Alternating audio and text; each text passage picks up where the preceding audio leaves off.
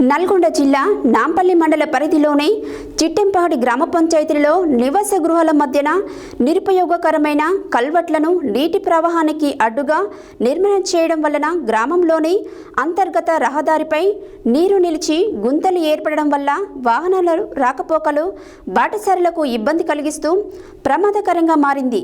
మురుగునీరు రోజుల తరబడి నిలిచిన చోట దోమలు చేరి ప్రజలను కాటు వేస్తున్నాయి.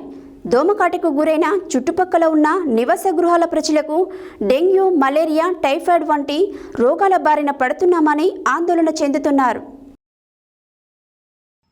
నల్గొండ జిల్లా నాంపల్లి మండల పరిధిలోని చిట్టెంపాడు గ్రామ పంచాయతీలో నివాస గృహాల మధ్యన నిరుపయోగకరంగా కల్వర్టును నీటి ప్రవాహానికి అడ్డుగా నిర్మాణం చేయటం వలన గ్రామంలోని అంతర్గత రహదారిపై నీరు నిలిచి గుంతలు ఏర్పడటం వల్ల వాహనాల రాకపోకలకు బాటసార్లకు ఇబ్బంది కలిగిస్తూ ప్రమాదకరంగా మారింది.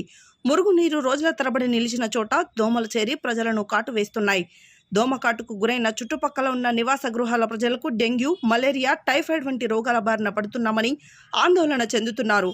గ్రామంలో నిరుపయోగంగా ఉండి ధ్వసమైన కల్వర్టును వెంటనే తొలగించి ప్రజలు ప్రమాదాల బారిన పడకుండా రోగాల బారి నుండి రక్షణ కల్పించాలని, మురుగునీరు నిలిచిన చోట బ్లీచింగ్ పౌడర్ చల్లి దోమల లార్వాను ఉత్పత్తి చెందకుండా అరికట్టాలని ప్రజలు సత్య న్యూస్ ద్వారా కోరుతున్నారు. అదేవిధంగా నాంపల్లి మండల కేంద్రం నుండి చిట్టెంపాడు గ్రామానికి వస్తున్న వారికి స్వాగతం పలుకుతున్నట్టుగా కనిపించే బస్సు షెల్టర్ చుట్టూ కంప చెట్లు, పిచ్చి మొక్కలు పెరిగి ప్రమాదకరంగా మారింది.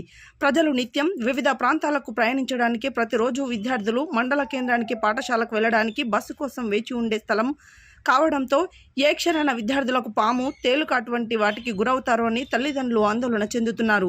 ప్రజలు నిత్యం ఉపయోగించే బస్సు షెల్టర్ చుట్టూ పెరిగిన కంప చెట్లు, పిచ్చి మొక్కలను శుభ్రం చేయించి ప్రజలకు ఎలాంటి ప్రమాదం వాటిల్లకుండా చూడాలని గ్రామస్తులు సత్య న్యూస్ ద్వారా కోరుతున్నారు.